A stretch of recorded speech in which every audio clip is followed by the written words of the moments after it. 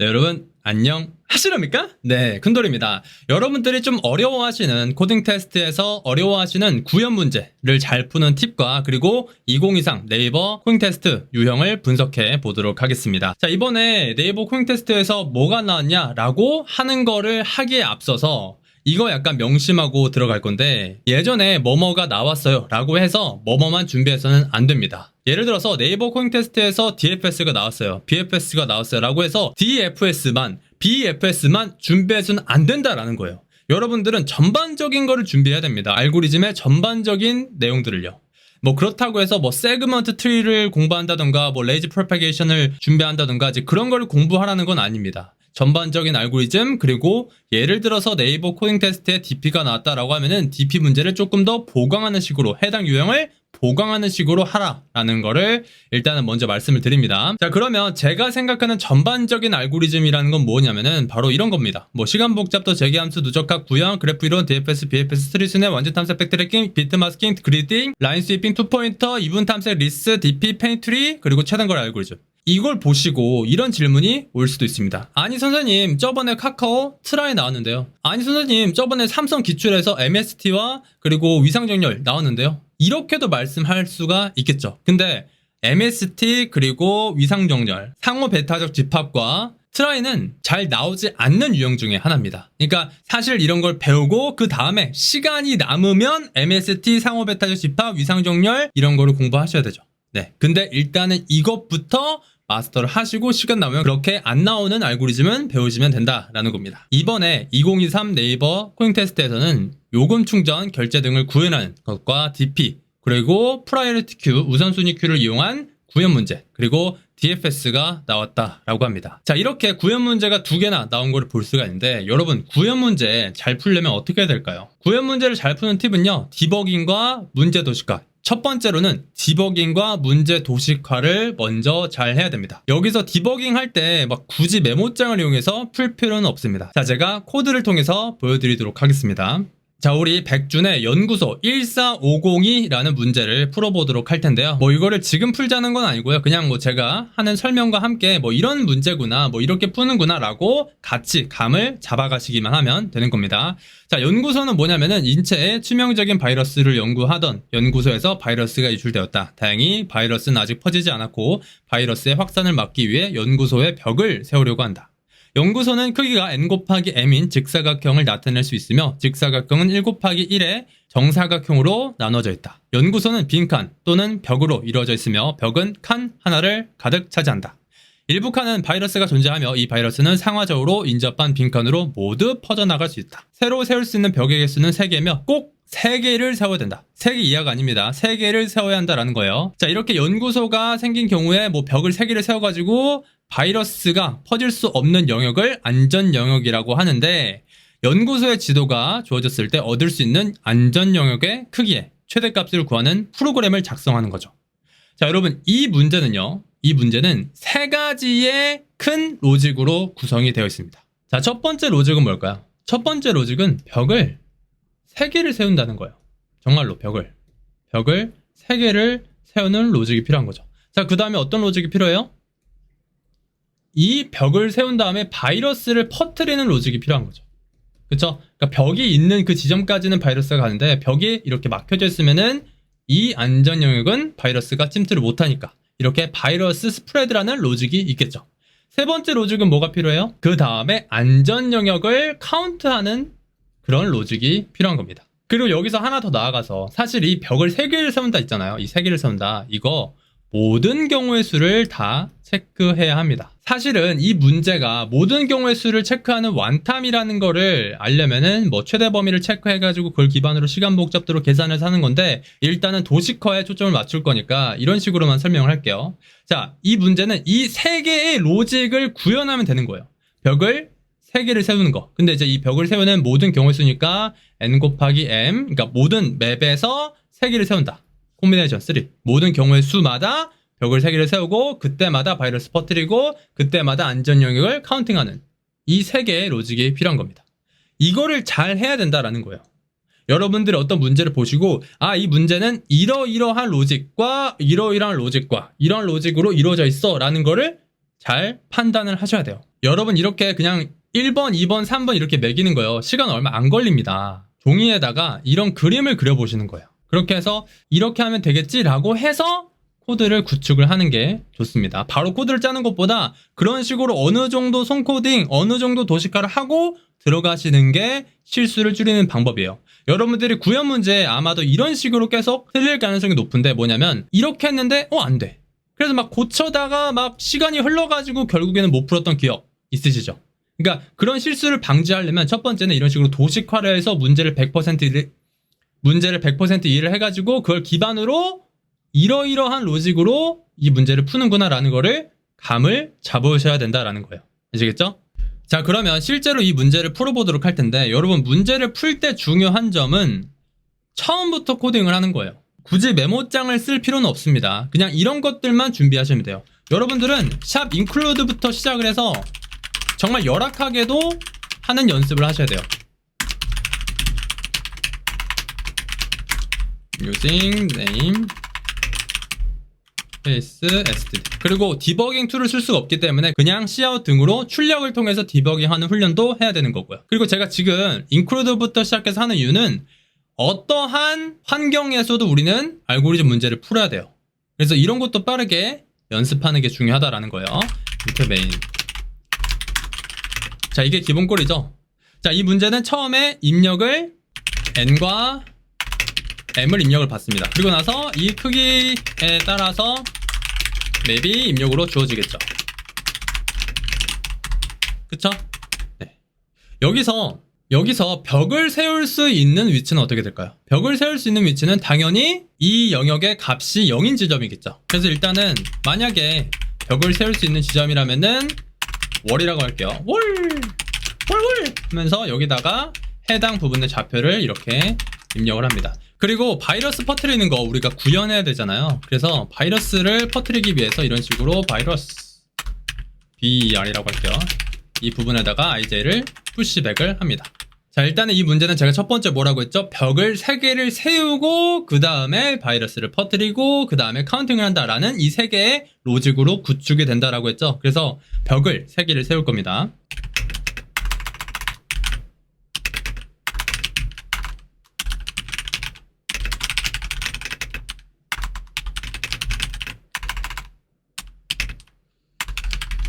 사실 조합 같은 경우는 재기함수로 구축할 수가 있어요. 콤비라는 재기함수를 만들어서 할 수도 있지만 3개 정도까지는 중첩 불문으로 하시는 게 가장 좋습니다.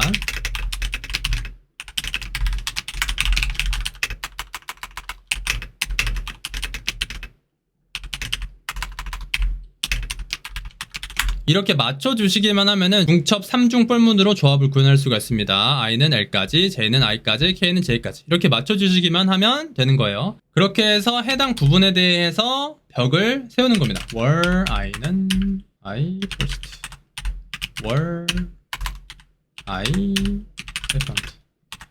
벽을 세우는 건 1로 하는 겁니다.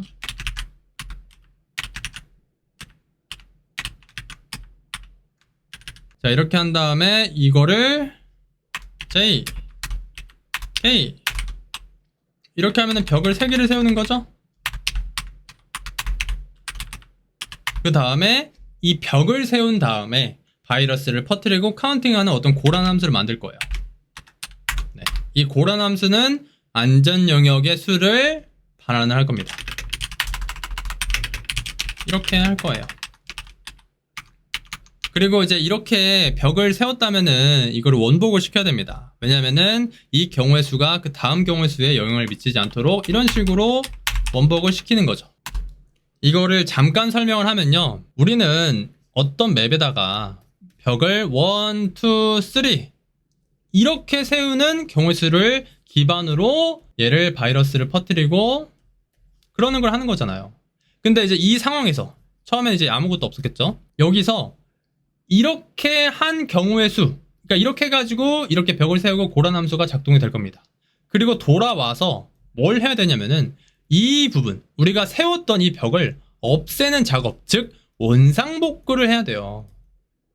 원복을 해야 됩니다. 그래서 이러한 맵, 깨끗한 맵에서 다시 이걸 기반으로 이렇게 벽을 세우는 거죠.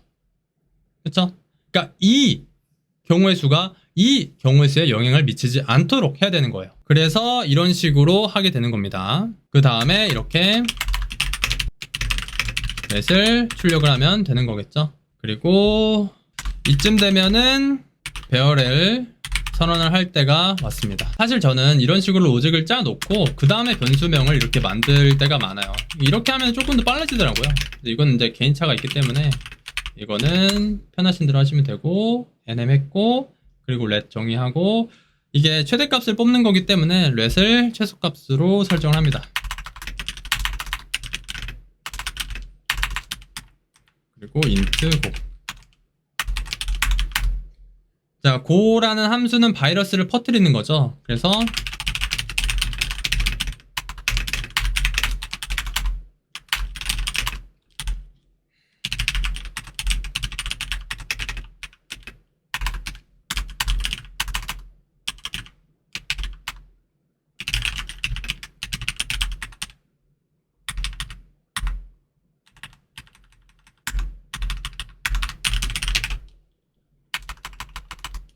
일단은 경우의 수마다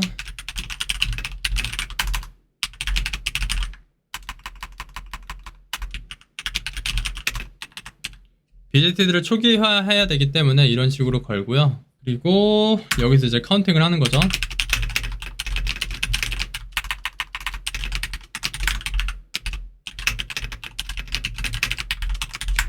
이게 만약에 안전 영역이야. 안전 영역이에요. 그러면 이제 cnd 뿔뿔 카운팅을 하는 거기 때문에 이렇게 하고 일단 cnd 그리고 이 dfs라는 함수는 정말 간단하죠. 스프레드 역할을 하는 거기 때문에 y, x, x 그리고 이제 dy, dx를 정의를 해야 되죠. 네 방향으로 하는 거기 때문에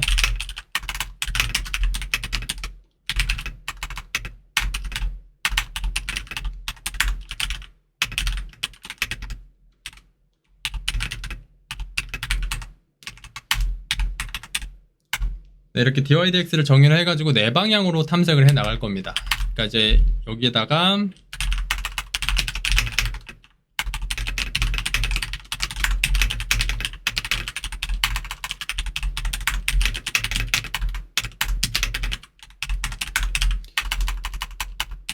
if 오버플로우, 언더플로우 체크를 해야 돼요. 그러니까 배열의 범위를 벗어났냐 안 벗어났냐를 체크를 해야 되는 겁니다.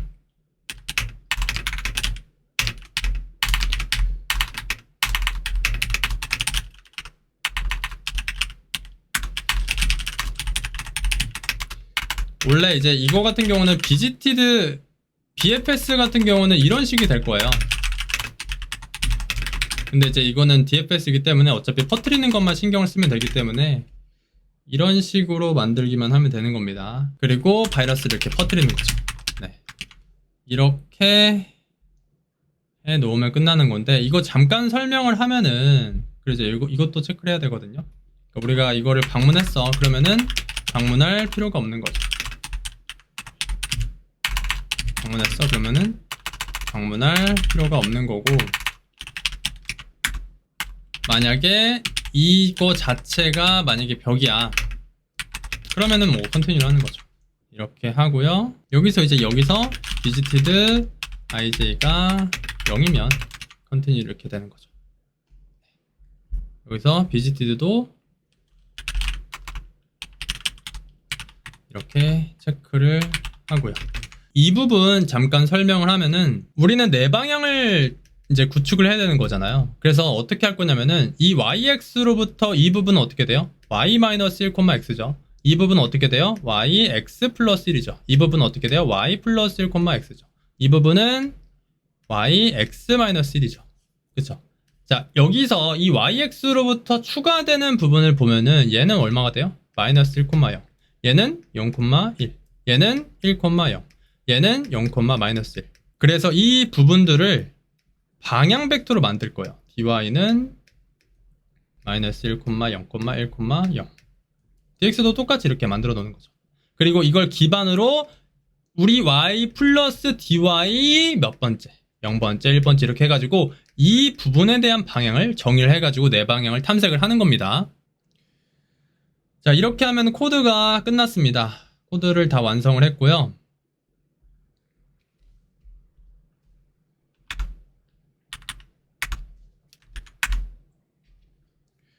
예제 입력을 넣어보면은 예제 1번도 맞고,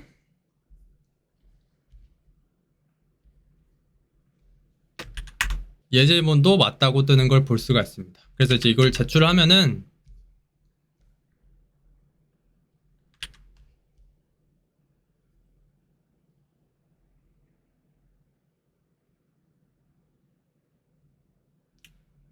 네, 아무튼 이렇게 맞다고 뜨는데 뭐 이게 좀 이렇게 한 번에 맞추면은 좀 재미가 없는데 사실 이게 제가 한 번 이렇게 틀리고 이제 그거를 디버깅 하면서 다시 푸는 걸 보여주기로 했는데 오늘 좀 운이 좋았는지 이렇게 좀 한 번에 맞추는 걸 볼 수가 있는데요. 여러분 이거를 만약에 틀렸다라고 하면은 어떤 식으로 디버깅을 해야 되냐면은 정말 간단합니다. 함수의 맥에번스 이렇게 출력을 하는 거예요. 이런 식으로 출력을 하고, 그리고 이제 이 바이러스를 DFS를 해가지고 이 부분이 만약에 잘 돌아갔냐라는 걸 확인하기 위해서 이 맵에 있는 비지티드 있죠? 이거를 체킹을 하는 거예요. 이 맵에 있는 바이러스가 어떻게 되고 있지라고 하면서 비지티드 부분도 이런 식으로 출력을 하는 거예요. 여러분 디버깅 툴을 쓸 수가 없습니다. 이런 식으로 무조건 힘들지만 이런 식으로 출력을 해 가면서 해야 돼요. 이렇게. 메모장까지는 필요 없습니다. 이런 식으로 그냥 출력만 하면서 디버깅을 연습을 해 주시면 돼요. 프로그래머스도 이런 식으로 Cout 해도 나옵니다. Cout 돼요. 여러분 다 됩니다. Cout 안 되는 그런 코딩 테스트는 제가 본 적이 없어요. 이렇게 해가지고 하면은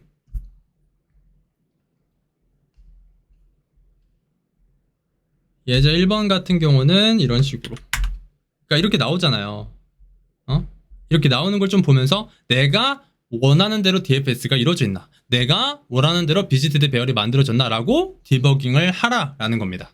아시겠죠? 자, 그러면 쉬움 둘, 보통 1이라고 제가 말씀을 드렸는데 이건 뭐냐면은 이거는 살짝 여러분들의 실력에 따라서 좀 달라질 수가 있어요. 여러분들의 실력이 어느 정도 되잖아요. 그러면은 실버 2문제, 골드 1문제씩 푸시면 돼요. 구현에 관한 문제를요. 근데 여러분들이 실력이 낮다 그러면은 브론즈 2개, 실버 1개를 푸시면 돼요. 제가 추천하는 문제는 다음과 같습니다. 뭐냐면 솔브드 AC를 보시면은 지금 임플레멘테이션 샵 이렇게 샵 임플레멘테이션 하고요. 띄고 별표 S를 하게 되면은 구현 문제 중에서 실버 문제를 이렇게 AND를 기반으로 필터링해서 이렇게 나타낼 수가 있어요. 그 다음에 분산함수 내림차순으로, 그러니까 가장 많이 푼 거를 여러분들 그냥 풉시다. 가장 많이 풀었다는 거는 그만큼 괜찮은 문제일 가능성이 높습니다. 네, 그래서 이제 이런 식으로 해가지고 실버 문제를 몇 개씩 2개씩 고르고, 뭐 그 다음에 골드 같은 경우는 이런 식으로 하면 되거든요. G 이렇게 하면 돼요. 그리고 나서 이렇게 내림차순, 그쵸? 이렇게 해가지고 푸시면 돼요. 브론즈 B 이렇게 하시면 됩니다. 그쵸? 그래서 여러분들의 실력에 맞춰서 나는 실력이 좀 돼 그러면은 실버 2문제, 골드 1문제 이렇게 푸시는 게 중요합니다. 그러니까 여러분들 쉬운 문제를요 빠르게 푸는 것도 되게 중요해요. 쉬운 문제를 무시하지 마시고 쉬운 문제를 많이 푸셔야 여러분들이 잔실수를 안 합니다. 구현 문제는 빠르고 그리고 정확하게 푸셔야 돼요. 그거를 쉬운 문제 2문제가 하루 꾸준히 풀면은 잡아주게 될 겁니다. 그리고 이 문제집을 추천합니다. 삼성 소프트웨어 역량 테스트 기출 문제인데 이거는 여러분 그냥 풀어주세요.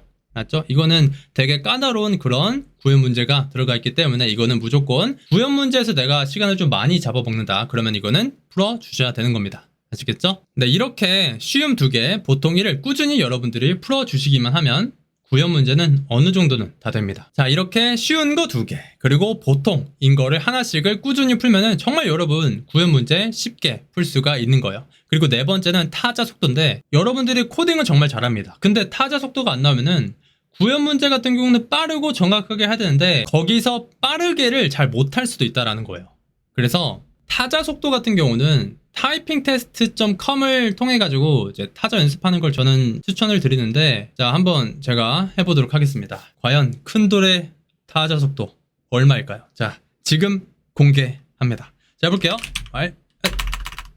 이렇게 오타가 나면 안 된다라는 거죠. 아니 이거 렉이 걸리네. 아니구나. 제 뇌가 렉이 걸리는 것 같습니다. 둘이.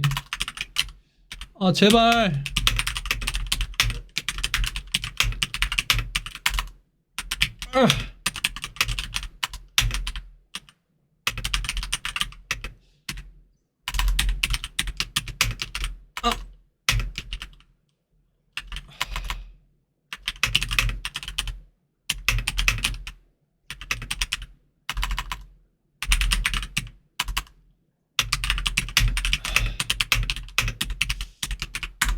안돼 안돼.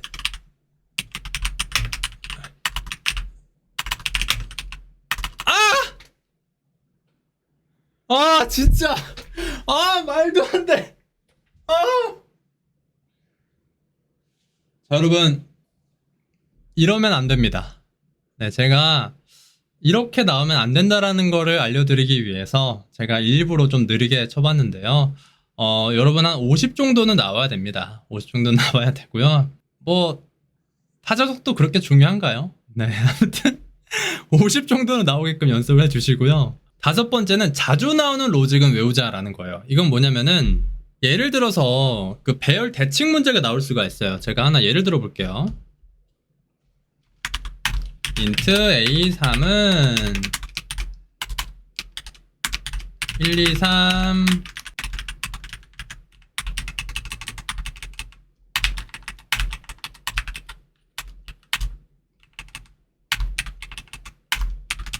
이렇게 되어 있죠. 이제 이거를 이제 이거를 어떻게 할 거냐면은 1, 2, 3, 4, 5, 6, 7, 8, 9를 이제 90도 회전하는 문제가 있다라고 할게요. 뭐 7, 4, 1, 8, 5, 2, 9, 6, 3 뭐 이렇게 이제 회전하는 거죠. 이거 어떻게 되냐면은 여러분 기억하세요. ij는 n-j-1 이것만 기억하시면 돼요. 뭐냐면은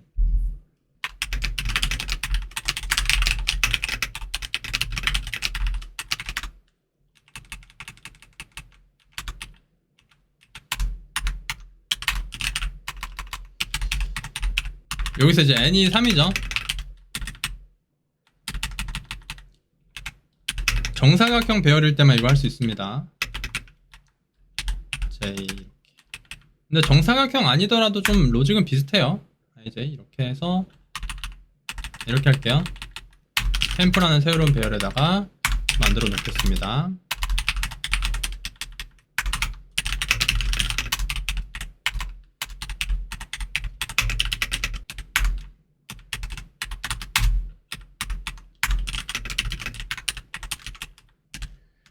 네, 이렇게 하면은 끝이 났습니다. 이렇게 해서 출력을 해보면은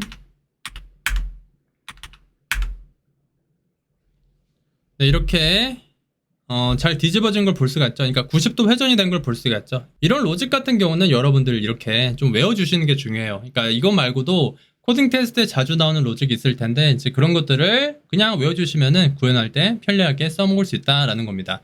여러분 90도 회전은 뭐라고요? ij는 n-j-1 그리고 i 아시겠죠? 네. 아무튼 이렇게 하면은 구현 문제 충분히 여러분들 그냥 할 수 있습니다. 아시겠죠? 야 너도 구현 문제 할 수 있어. 오늘은 여기까지.